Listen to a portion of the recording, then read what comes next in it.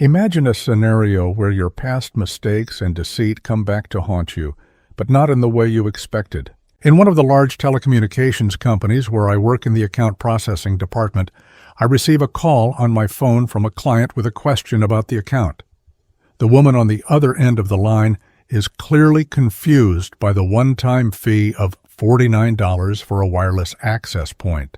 She claims that she does not have television services from our company. After checking her account, I find that the fee is related to the equipment for Optic TV, but she claims that Optic TV is not available in her area. This discrepancy makes me curious, and I decide to conduct an additional investigation. I discover that her ex-husband, whom I will call John, has signed a 3-year contract for Optic TV and Internet services in her name. This is alarming, since she lives in a small town where Optic TV is not available. She explains that John went to a young woman, financially ruined her during the divorce, and completely stopped contact. He moved to Alberta, changed his email address, phone number, and blocked her on all social platforms. Now it's clear why she's so upset. As she tells her story, her voice trembles with emotion. She talks about how John's betrayal and disappearance left her in a difficult situation.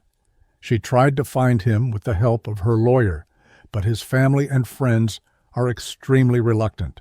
She asks if I can offer any help, and I understand the gravity of the situation. Although I inform her that canceling services will result in additional costs, I suggest a possible solution. I suggest removing John's access to her account, setting a new password, and reducing the level of services to a minimum. I also mention the possibility of trying to redirect the gift of the TV, although success is not guaranteed, since the process has already been completed.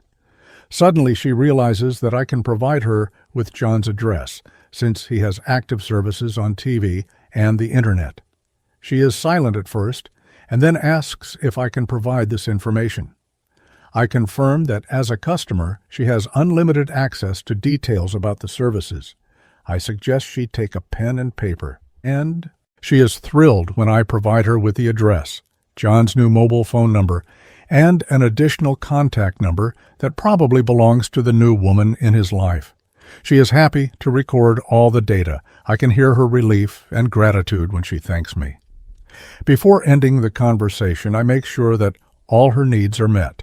Removing John's access to the account, reducing services to a basic level, and providing contact information.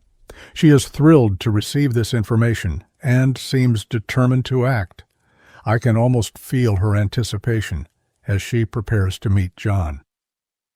After the end of the conversation, I imagine the consequences of this situation. John, who probably thought he was successfully avoiding his past, will soon discover that his ex-wife found him through the very services he was trying to take advantage of. I imagine him sitting in his new house, enjoying a game on TV when suddenly the signal goes out.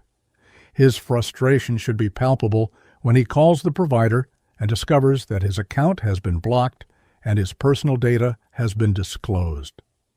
I can't help but smile at John's reaction when he realizes that his ex-wife has successfully found him and has taken steps to bring him to justice. It's a poetic twist of fate that highlights the idea that deception and betrayal rarely go unnoticed, and that justice sometimes comes from the most unexpected places. As I move on to the next call, I reflect on how a simple phone bill became the key to unraveling a complex web of deception, and how one woman's determination led to a moment of poetic justice. It's a reminder that even in the seemingly mundane tasks of a call center, there are stories of human drama and resolution that can be as exciting as any fictional stories.